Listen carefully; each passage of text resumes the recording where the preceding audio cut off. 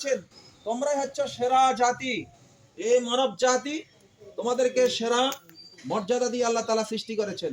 তোমাদের এই মর্যাদা টিকিয়ে রাখতে হলে, পরিবার সমাজ ও রাষ্ট্র যদি তোমাদের মর্যাদা টিকিয়ে রাখতে হয়, দুটি কাজ করবে কমপক্ষে।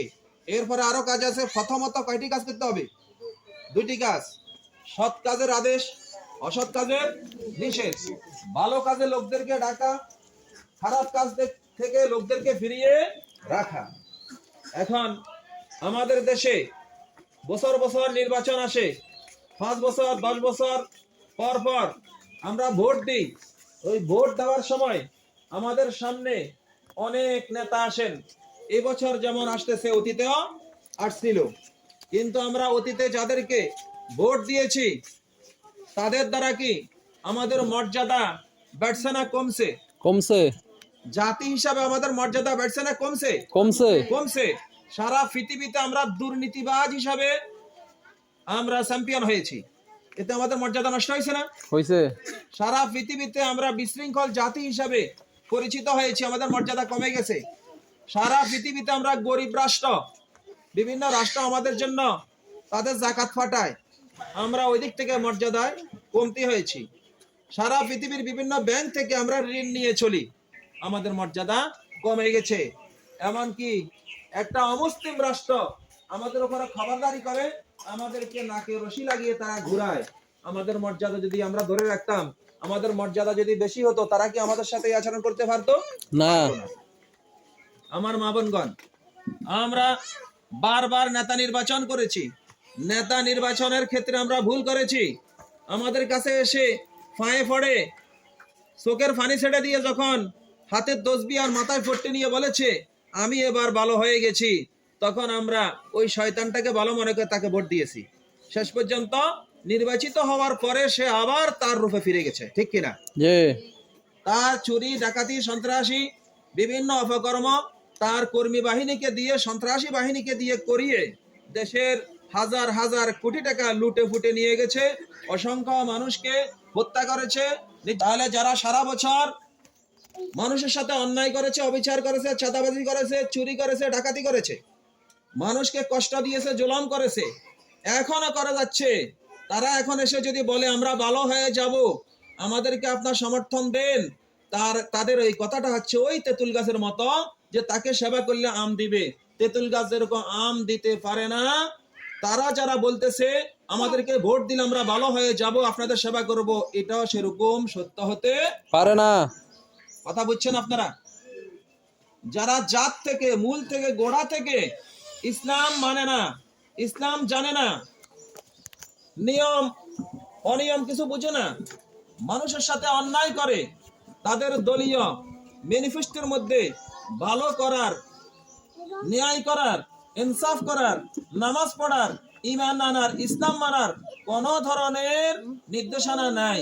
ওরা আপনার ভোট নিয়ে কিভাবে ভালো মানুষ তৈরি করবে, ভালো শাসন দিবে, এটা কখনো সম্ভব নয়।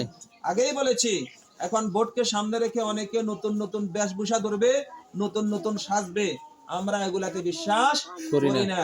যতই সাজানো হোক, ওই তেঁতুল গাছে কোনোদিন আম ধরে না। সুতরাং যাদের দলীয় চিন্তা চেতনার মধ্যে, আদর্শের মধ্যে ইসলাম নাই, ইনসাফ নাই, মানুষের প্রতি দরদ নাই, সুযোগ পাইলে মানুষের উপর অত্যাচার করে, মানুষের টাকা ছিনতাই করে, মানুষের কাছে চাঁদাবাজি করে, ওরা কোনোদিন এই দেশের মানুষের উপকার করতে পারে না। এই জন্য আমাদেরকে সিদ্ধান্ত নিতে হবে। আমরা বহুবার দেখেছি, বহু দল দেখেছি, বহু মার্কা দেখেছি, বহু শাসন দেখেছি, আল্লাহর কোরআনের শাসন দেখি নাই, ঠিক কিনা? আমরা ইসলামের শাসন দেখি নাই, যার কারণে আমরা ন্যায়ের শাসনও পাই নাই, আমরা অবিচারের শাসন পেয়েছি। এইবার আমাদেরকে সিদ্ধান্ত নিতে হবে, যারা ইসলামের শাসন চায়, ন্যায়ের শাসন চায়, আমরা তাদেরকেই সমর্থন করব ইনশাআল্লাহ। আপনারা রাজি আছেন তো ইনশাআল্লাহ? এইবার ইনসাফের মার্কা, ইসলামের মার্কা, এইবারের মানুষের প্রতি সুন্দর দেশ গড়ার অঙ্গীকারের মার্কা কি আপনারা জানেন? মার্কার নামটা বলেন না আপনারা জানেন? এই দাড়িপাল্লা মার্কা। আমি আপনাদেরকে বলি, আজকে বড় সমস্যা হচ্ছে, আমরা দাড়িপাল্লা বলা লাগে না, যদি বলি ইনসাফের মার্কা, ন্যায় প্রতীকের মার্কা, আপনারা এটাতে ভোট দিবেন, তাহলে তারা আমাদেরকে বলে কয় যে আপনারা ইনসাফের মার্কা কেন বলছেন, এটা তো দাড়ি পাল্লায় না। ডক্টর মিজানুর রহমান আজহারি উনি তার ফেসবুকে একটা পোস্ট দিয়েছেন, শুধু এতটুকুন বলেছেন আপনারা ন্যায় ইনসাফের প্রতীকে পক্ষে এবার ভোট দিয়েন।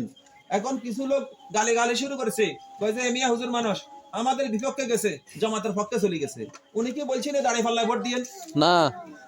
উনি বলছেন জামাতের লোককে ভোট দিয়েন? না, বলেন না, শুধু বলছেন ন্যায়ের প্রতীককে, ইনসাফের প্রতীককে, ভালো মানুষকে ভোট দিয়েন। তাহলে ওরাই বোঝানোর চেষ্টা করেছে, ওরাই নিজেরা আমাদেরকে এটা, তুমি এটা বন্ধ করো, দাও। ওরা নিজেরাই এই না, আমাদেরকে এটা নিশ্চিত করেছে যে ভালো মানুষ বললে তাদের মধ্যে ভালো মানুষ নেই, ভালো মানুষ বললে জামাত, ইনসাফের মার্কা বললে তাদের মার্কা ইনসাফের মার্কা নয়, ইনসাফের মার্কা দাড়ি পাল্লা। দাড়িপাল্লা। ওরাই এটা প্রমাণ করে। এ এই জন্য সাউন্ড করিও না। আমাদের কোন আলেম ওলামা, আমাদের কোন ভালো মানুষ যদি ইনসাফের পক্ষে ভোট চায়, ওরা কয় যে আমাদের বিপক্ষে গেছে। আমরা কারো পক্ষ আর বিপক্ষে কথা বলতে আসি নাই। আমরা বলছি আমাদেরকে এই সময়টা, এই সুযোগটা কাজে লাগাতে হবে। বিশ্বাস করুন, মনে রাখুন, যদি কারো প্রতারণায় পড়ে, কোন লোভে পড়ে, টাকা পয়সা, কোন কার্ড, আগামী দিনে আপনার জন্য এই করবে সেই করবে, এই জাতীয় কোনো কথাই পড়ে যদি এবার আপনারা ভুল করেন, ইনসাফের প্রতীকে ভোট না দিয়ে, ভালো মানুষকে ভোট না দিয়ে যদি আপনারা আগের মতো গতানুগতিক কোন লোককে ভোট দেন, তাহলে আমাদের আপনাদের কপালে সুখ আসবে না। দেশটা সুন্দরভাবে চলবে না।